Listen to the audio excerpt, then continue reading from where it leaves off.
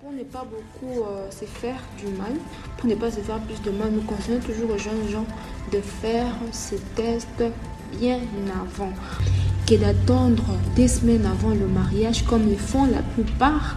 En tout cas, là, ça a toujours été trop dangereux. C'est par moment où nous voyons certaines personnes qui se décident, bon, de toutes les façons, on se jette à l'eau.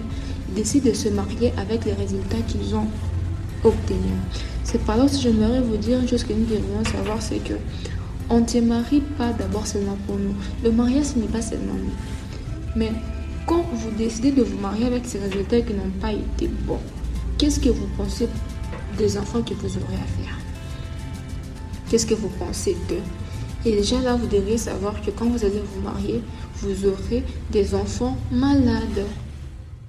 Je le disais, au-delà de l'amour qui nous réunit, qui fait en sorte que nous puissions nous marier, il y a aussi cette envie d'être appelés parents et de faire des enfants. Et d'ailleurs, comme on le sait, c'est que les enfants sont les fruits de notre amour.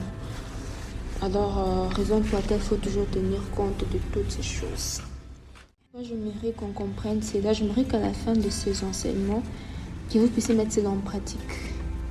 En tout cas, c'est pour notre avantage. Si nous retournons en arrière, il y a quelque part où j'ai essayé de dire qu'il y a des sortes de formes de drépanocytose. Je parlais de AS et de SS. Alors, c'est qui la personne AS? C'est qui la personne qui porte en elle le gène AS? Une personne AS n'est pas malade, mais peut transmettre la maladie. On l'appelle aussi porteur sain du trait drépanocytaire. Pourquoi? Un AS, il porte en lui le gène A. Le gène A n'est pas une maladie. Par contre, S, c'est une gène maladie. Je peux dire en quelque sorte que les 50-50, donc 50 non malades et 50 maladies. Par contre, le SS, c'est quelqu'un qui est malade.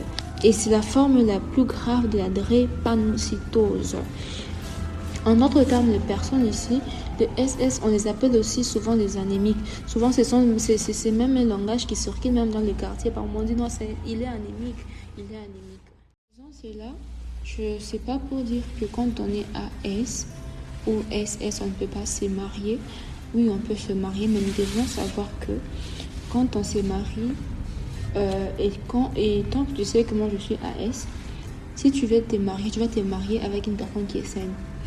Qui dit une personne saine, c'est une personne qui porte en elle le gène AA.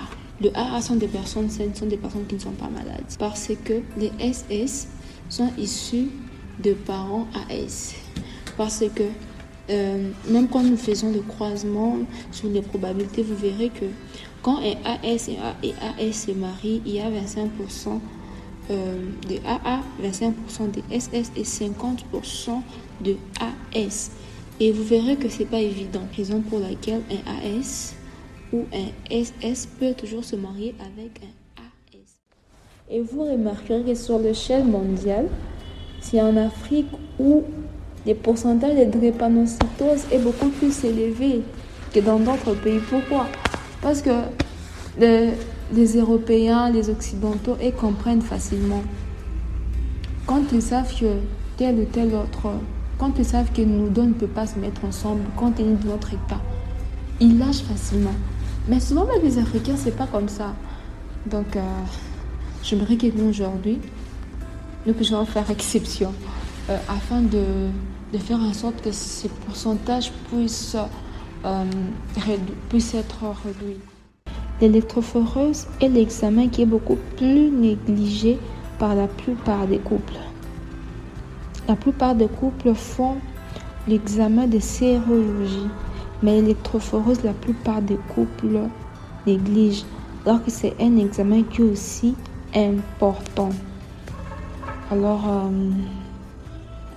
c'est ce que j'allais nous partager ce soir, la petite connaissance. Sinon, merci beaucoup pour votre attention.